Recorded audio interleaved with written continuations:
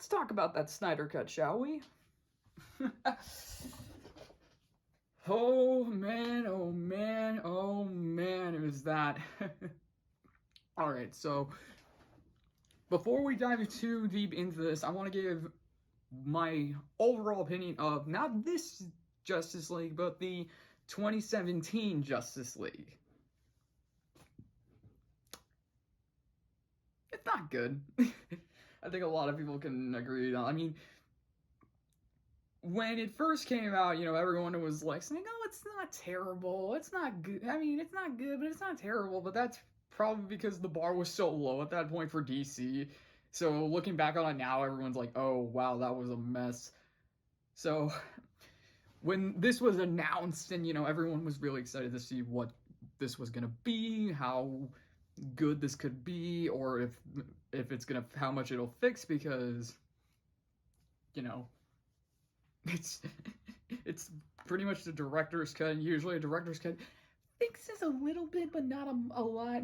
But we're adding 2 hours to a 2-hour film. So just solely based off of that alone, I imagine a lot was going to be fixed.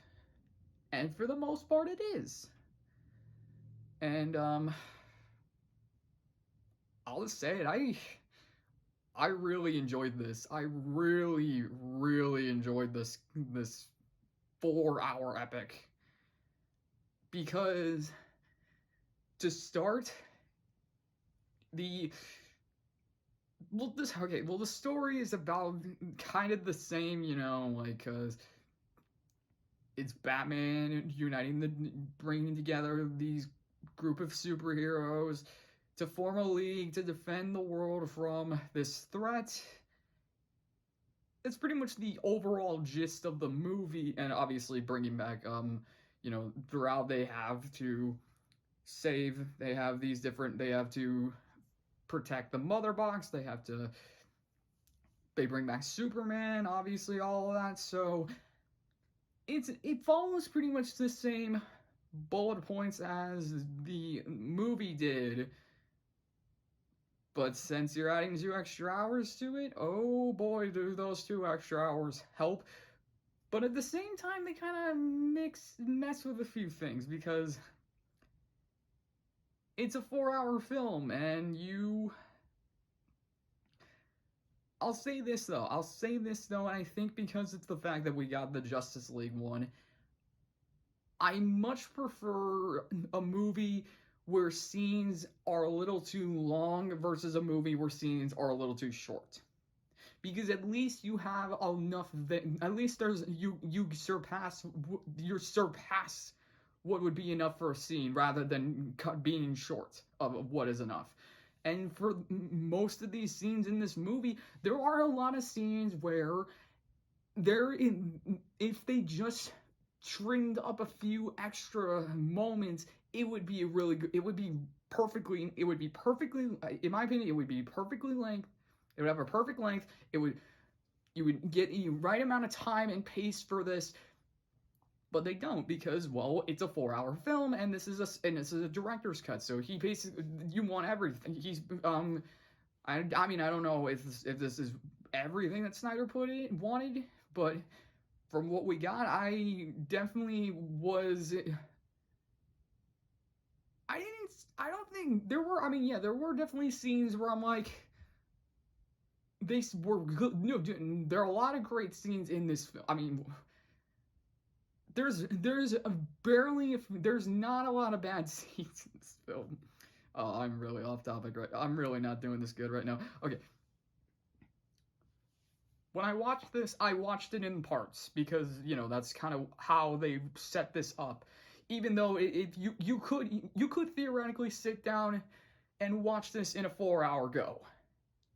I didn't, because I don't really have time. I don't really have 4 straight hours to use, so I watch these in parts, and I think that's the best way to watch these, because each part has kind of like its own beginning, middle, and end. Even though of course, there's the overarching story behind the whole thing. And in my opinion, that helped it. That really helped it because you can take a break in between each part and just think about everything that you just watched and then go on to the next part. And yeah. Oh man, what we're so yeah, let's kind of go through each part. Well, I wanted to do this as an overall epic rather than going by parts because I wanted to give my overall opinion on it because this movie, I don't even know if you really want to call it a movie. It's like this 4-hour epic. I'm just gonna call it that. This 4-hour epic is freaking amazing. Is it a perfect masterpiece? Not even close. But man, is this something that I can see us looking back on this thing and saying, you know, it wasn't perfect, but man, was this a huge moment for both entertainment and DC because this is definitely DC. It's definitely the biggest. This blows all the other movies that DC has had for the last 10 years out of the water. Because the sheer length alone makes this a thing to watch. And that's the thing. If for those who are wondering if it's worth the 4 hours, trust me, it's worth the 4 hours. I mean, if you know the movies, if you've seen Man of Steel, Batman v Superman, Wonder Woman, Aquaman even, Wonder Woman 1984, I think you could technically gloss over. But if you've seen Man of Steel, Batman v Superman, Wonder Woman, if you've seen those 3 films, you should definitely see this one. If you haven't, or if you haven't seen all 3 of them, there isn't really a lot from. Well, I mean, Batman v Superman and Man of Steel are definitely the big 2. You could skip Wonder Woman and kind of pick up on a few things, but pretty much like in Justice League 2017, Wonder Woman is about the same length of character in this. I mean, she does a lot. She's really, really good in this. Don't get me wrong. I definitely much prefer her in this than what we got in the 2017 one, but who am I kidding? I prefer pretty much nearly everything in this one. Although there were a few differences that I thought could have worked better in this, if that were in Justice League, but could have worked in this. The main one was the battle. So in this one, I get why they wanted Darkseid. Actually, the historical battle scene, like, that was, to start, that was awesome. The fact that we got more of that was awesome. Seeing the gods, the Green Lantern guy, the Amazons, the Atlanteans, the men, just united fighting this pretty awesome battle sequence against Darkseid, though. And in my opinion, and this is more towards if this was the villain, because remember in 2017, Justice League, it was Steppenwolf who was there, and he was the one that was forced to retreat. In my opinion, if it was still Steppenwolf in this one at the battle sequence, I think it would have added another layer to his character. His character, don't get me wrong, is way better than we got in 2017 because, again, we get more time to see his motivations, like a little more of his backstory, and even the way he goes out. Oh my god, the way he goes out, it's crazy. Oh my god, it's crazy. And there are times in this movie where I completely forgot that this was rated R. Like, they dropped the F-bomb 3 times, I'm pretty sure, in this. I think. I counted 3. Maybe there's another, I don't know. But I counted 3 F-bombs in this, and I'm like, oh wow, yeah, this is an R-rated film. I keep forgetting. It was crazy. It was, oh man, there was so many, R-rated film, in my opinion. Yeah, you could, maybe. I could see this possibly as PG-13. I mean, obviously you drop two of the F-bombs. If you say one of the F-bombs, it'll probably be the last one that they use, which is the nightmare sequence. We'll get to that, but this, man, it's so crazy because okay, again, when you have a 4-hour film versus a 2-hour film, you're gonna get a lot more character out of most of these characters. Like Flash. I was a little bit caught off guard by how much of Flash was in this one, and was kind of the same in Justice League 2017. Like, he kind of is that kind of the comic relief of this.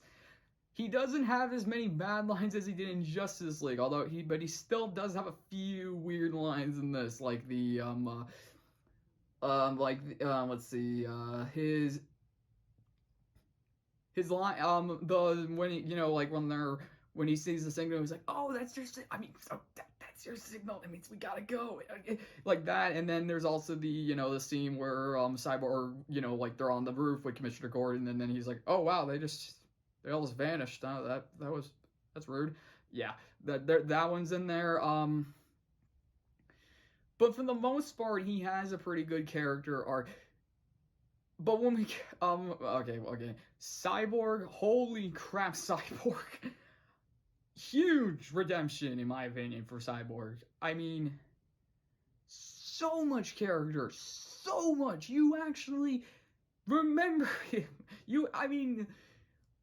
Great. Again, like, when I'm thinking of 2017's Justice League, I remember a few scenes with him in it. But other than that, I just remember like, yeah, he was there, yeah. This one, he actually has character, he has weight, he has a tragic backstory. You feel for him. You feel for him because they actually show what happens. Unlike in 2017's Justice League, they talk about what happens. Like, there's a difference between visual storytelling and verbal storytelling, and this knows what. And Snyder, he prefers visual storytelling most of the time, and so we see that. We see what Victor's life was like before he became Cyborg. We saw how he became Cyborg. We saw. We didn't hear. We saw. Also, I couldn't stop laughing at the fact that in the football sequence they were playing Wisconsin. I couldn't stop laughing. I loved it. If it was Ohio State or Alabama, I would have lost it even more. But Wisconsin still. Okay, anyone from Wisconsin, I'm sorry. I'm from Illinois. It's just that rivalry, man. But still, it's so freaking. It was funny. But yeah, we saw what his backstory was like. We saw that. Now, here's another thing I would have loved.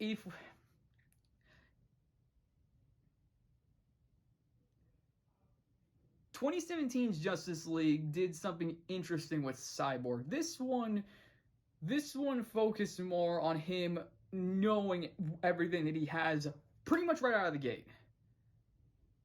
In the 2017 one, I liked the idea that they had, and that was Cyborg would continuously advance each day. Like, remember this, like the scene where he starts hovering, like he says, wasn't doing that yesterday. Like, I thought that was a cool idea, because like it would be kind of like waking up every day not knowing what's next, what's gonna come.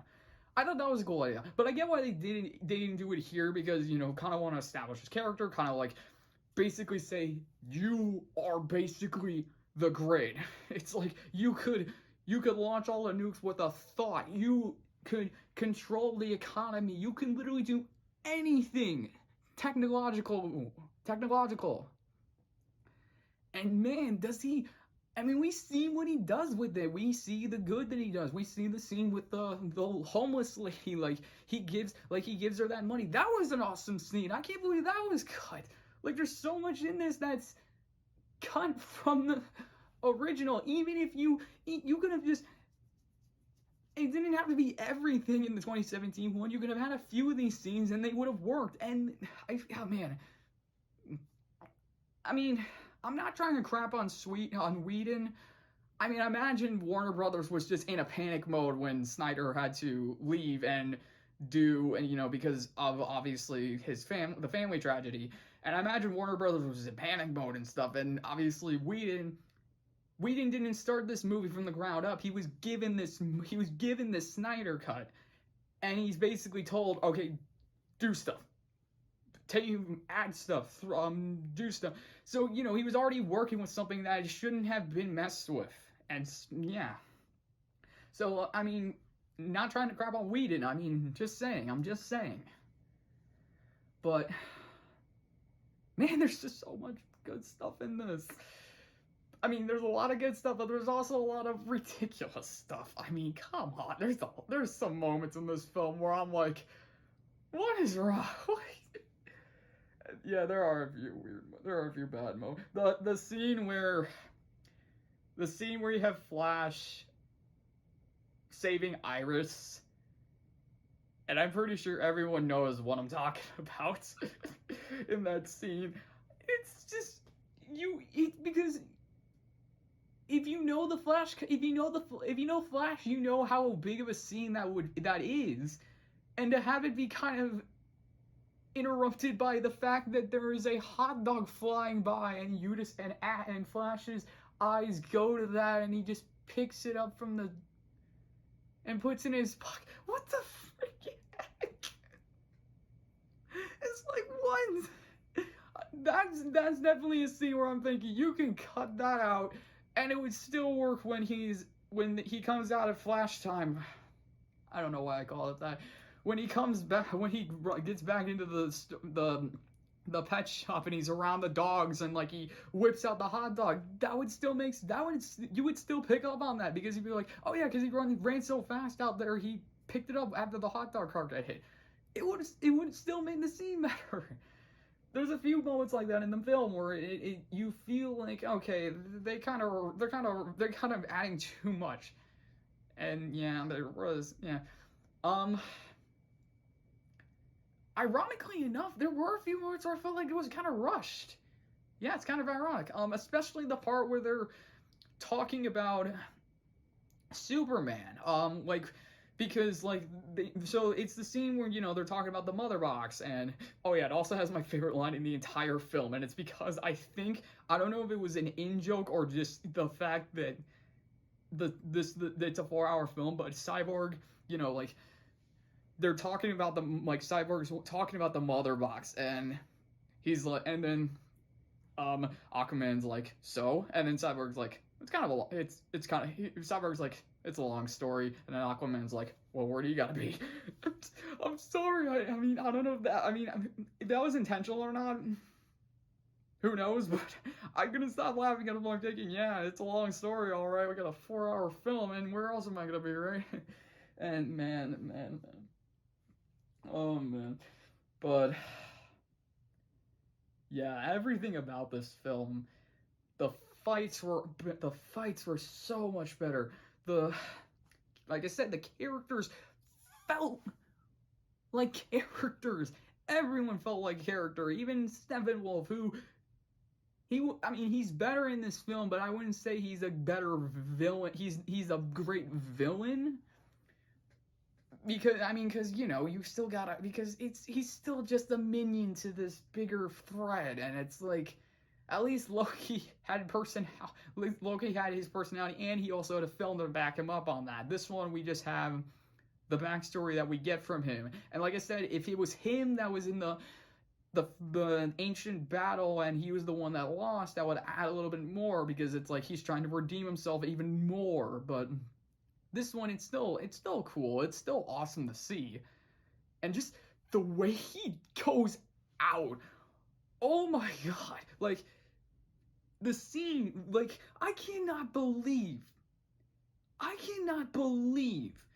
the shot of where Wonder Woman is jumping up in the air. She has her sword like this. She's screaming, and then she comes down with the slice. I cannot believe in the 2017, I cannot believe that in this cut, like in the 2017 cut, it's her slicing Steppenwolf's axe after Superman freezes it. And Wonder Woman comes in and slices it down, and that's her epic moment. This one, she freaking decapitates Steppenwolf with her sword. Oh my goodness, I cannot believe they took that exact same shot of her with the sword like this. And in this one, it's decapitation. It's the other one. It's just her slicing an axe up. Oh yeah, you want to know what happened to the axe in this one? Superman lands in, the axe just hits him on the shoulder, and it just does nothing. And so what does he do? He freezes it with this frost breath, and then just shatters it with his own hands. Freaking awesome! Oh my god. Man, it's so freaking awesome. There's so much awesomeness in this film. Oh man. I mean, there are a few things that don't make sense. You know, there's a few that definitely don't make sense. Like there's that moment where, like, when they bring Superman back, when, like, the whole nightmare sequence and stuff like that, like, I get where they're coming from with those nightmare sequences. Like, this is what's inevitably gonna come. And I do, like, they kind of do bring up, yeah, Lois is the key to all this. And I'm, like, thinking, yeah, kind of, actually, because I think it would be interesting if because I felt like I was getting a lot of Injustice vibes out of that. Like, how Superman loses Lois, and in a way he kind of, like, snaps. And, like, he becomes, a servant of Darkseid, I guess? In this version, he does. I mean, in the Injustice storyline, you know, he kind of snaps, and then he kind of becomes his own. He kind of takes control of the world, believing that his reign is what will keep people in line, and no crime and all that. This one, it's kind of the same idea, because, you know, if Lois dies, then he kind of breaks in a way, and yeah.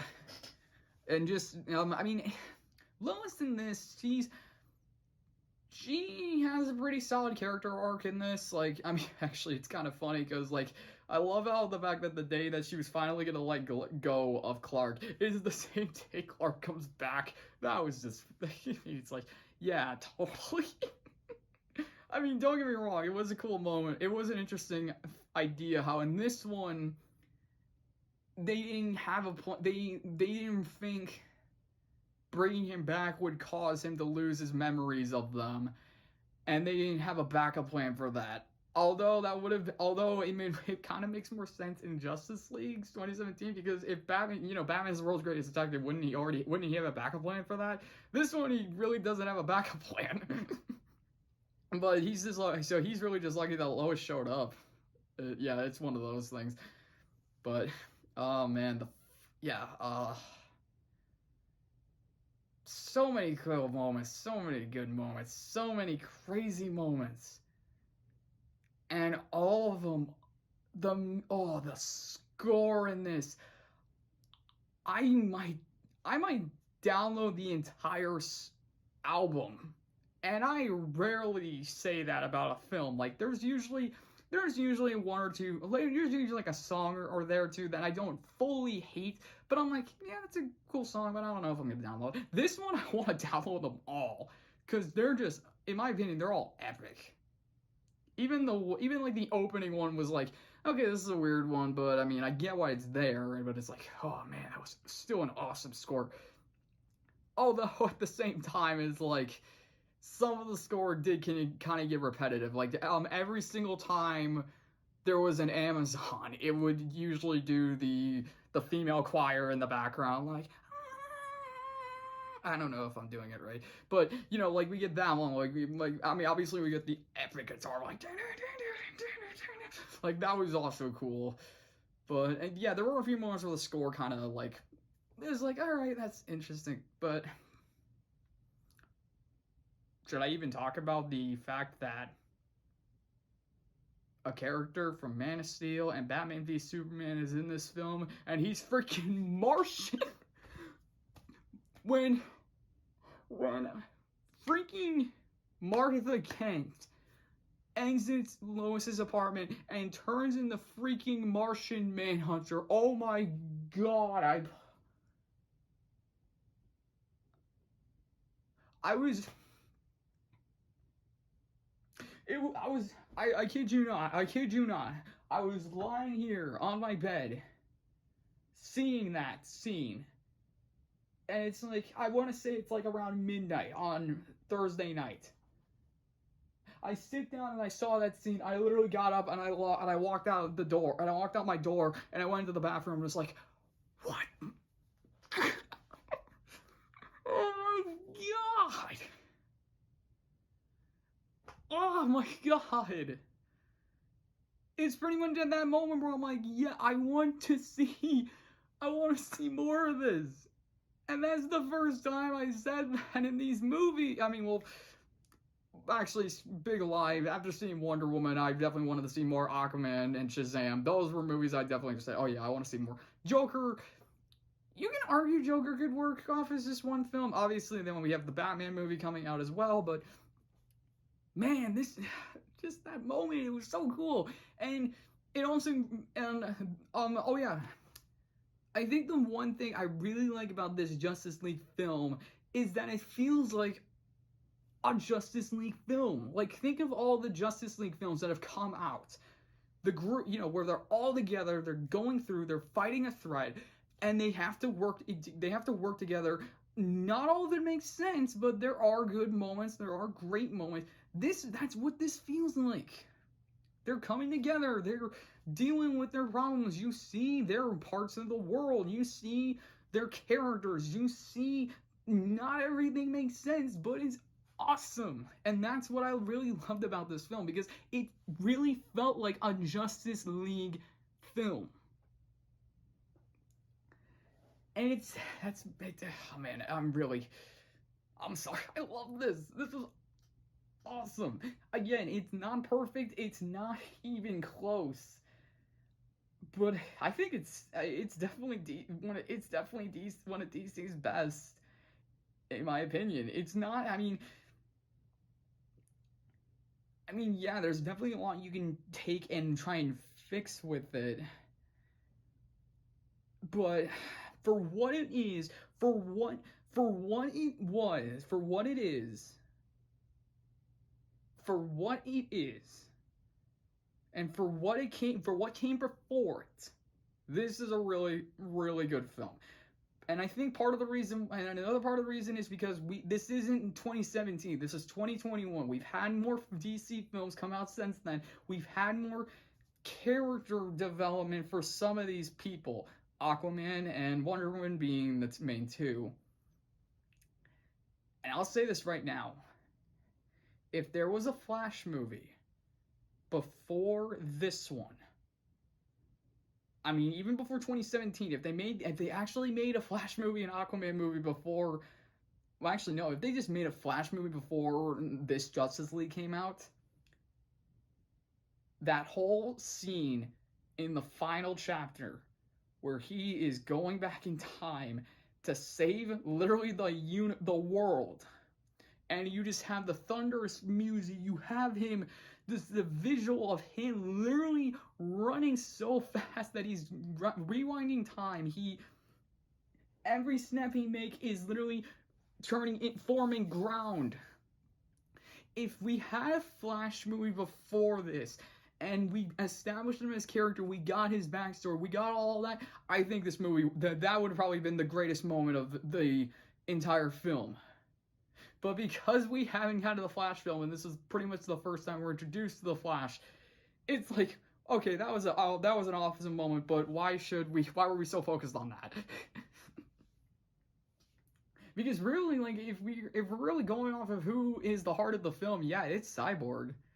And don't get me wrong, like, what he does with the mother box was a pretty epic moment, but again, it's one of those moments where it feels short because they build it up so much. Prior to that, he's like, I gotta go into the mother box's interface and separate it. And Diana's like, these are the most advanced things in the universe. They will be they know how to beat you. They'll play with your fears. They'll play with everything. And this is a Cyborg at his lowest. This is Cyborg at his lowest. He lost his dad right before. And my God, I gotta feel bad for the actor for Cyrus. I don't know his name, but that's twice where he's gone out trying to save the future. Because this is the same dude from freaking Terminator 2. You know, remember the Cyberdyne guy? Like, remember in that scene, he gets shot and he just goes, and his final breath is literally him dropping something on a bomb to blow up the building. And this one, it's him superheating the mother box to basically equivalent to putting a tracker on it to give Cyborg and the Justice League a chance to save the world. I mean, he goes like a badass, but Jesus. Yeah. But yeah, like going back to Cyborg, like again, like this is him at his lowest, and he says, I got nothing left to lose. He's like, you want me to use these gifts? I will. I was just wishing there was that moment where he's kind of in there and he has to, it's a more mental battle, but no, it's just, I mean, it's it's just the box there, like showing him what it could be. Like you can have your body back, you can have your family back, you can have it all back. And then, you know, Cyborg, then he's like, nah, screw it, this is who I am. Yeah. you can add more to that when you can take out a hot dog fight. Get that freaking hot dog scene. I'm like, what the heck was what the Yeah.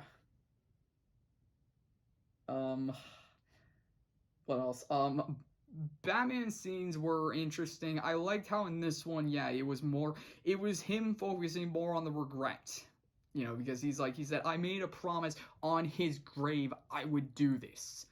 I would make this right. You know, he's like, because I like how in this one you really do feel that he's like, yeah, he's trying to right these wrongs. Wonder Woman, it's her just, you know, like kind of doing what she's been doing, you know, trying to protect the world, and now she has allies with her for this one. And like she said that, and even in this one, she does say to Cyborg, like, I thought being alone, working alone, I thought I tried that. Doesn't really work. So I like how in that one, Aquaman gets some good moments, but he's pretty much this overall like, oh yeah, he's the Atlantean we need, right? Like in this one, we don't have the moment where he's sitting on the lasso, like he's admitting his feelings. Like that would have been an interesting thing to have in this one, but we don't have it. It would have been interesting. We don't have a moment. We do not have a moment, thank God, where the team falls apart. I thought we were gonna, because they were building it up with that. Because Aquaman, you know, he's like, when they're resurrecting Superman, he's like, I don't like this. This is a bad idea. I don't like this. Like that whole thing. Like it would have been like, I thought there would be a moment where it's like, you know, where Cyborg's dad. Well, maybe it's because Cyborg's dad died in the moment. That's when Aquaman kind of like. Yeah. I mean, yeah. Oh man, there's so much about this film. It's crazy, but yeah. If you're wondering if it's worth a 4 hour, if it's worth 4 hours, I mean, yeah, it's worth 4 hours. But I think you should definitely watch it in parts. Don't try and sit through this for 4 hours, because I feel like by the end of it you won't be bored, but you will definitely be fatigued, in my opinion. It's like running a marathon. Like this is basically a marathon of a movie. If you try to do the whole thing in one go, you're probably gonna be dead by the end of it, but you were gonna be like, I did it. And if you liked it, you liked it, but if you didn't, you didn't, because that was the length. So I would take this in parts. Speaking of parts, let's talk about that epilogue. I mean, the start, obviously with, well, I mean, pretty much the bulk of the epilogue was, well, actually, the Lex Luthor Deathstroke, scene. I like this one better, because I like how in this, it's not Lex proposing something to Deathstroke, like, remember in 2017, just like, shouldn't we have a league of our own? Nope. In this one, it's more of just him, he knows if he wants to get Deathstroke on his side, because like Deathstroke said, you better not be wasting my time. So Luthor knows if he wants to get Deathstroke on his side, he has to give him something. And so in this movie, what does he do? He gives Deathstroke a key piece of information about a certain Batman, like a certain identity of the Batman. That was a pretty intense scene. I was like, oh wow, I wasn't expecting that. Like, I literally was expecting the exact same lines. Like, shouldn't we have a league of our own? I was like, all right, bring on Eisenberg. Let's see what you got. But nope, we didn't get that. But yeah, let's talk about that nightmare sequence. From what I heard, Snyder did it because this would pretty much be the only chance that he had to have Jared Leto's Joker and Ben Affleck's Batman on the screen together. So I get why he did it. I didn't like it. I mean, I didn't hate it, but I didn't like it. I mean, I get why they did it. I get why they liked the only thing I liked about that whole scene was when Batman was promising to Joker, like he's like, when I killed Harley Quinn, I made a promise to her that when I kill you, and believe me, I'm gonna fucking kill you. Like, that was like the only good moment, in my opinion, of that whole scene, was when he just dropped that F-bomb right on him. He's like, believe me, I'm gonna freaking kill you. It was awesome. Oh, man. God, Batman is so cool.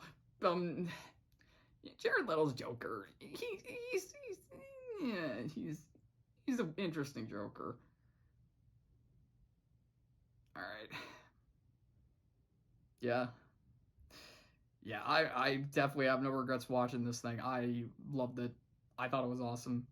Is it the greatest film I've ever seen? No.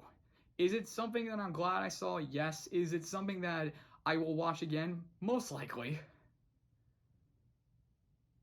So that's my opinion on the whole thing, and so I hope you guys enjoyed that long video. Long, we'll see. I mean, I just took a 4-hour film and condensed it into I'd say about a 35-minute review, so yeah. How's that for cutting it down? Alright, well, what did you guys think of the Snyder Cut? If you want to give me your opinion on it, just leave it down in the comments below. Subscribe, like if you want. You don't have to. But yeah, so that was the Snyder Cut, and that's the end of this video. I really gotta get better at these. Alright, see you guys.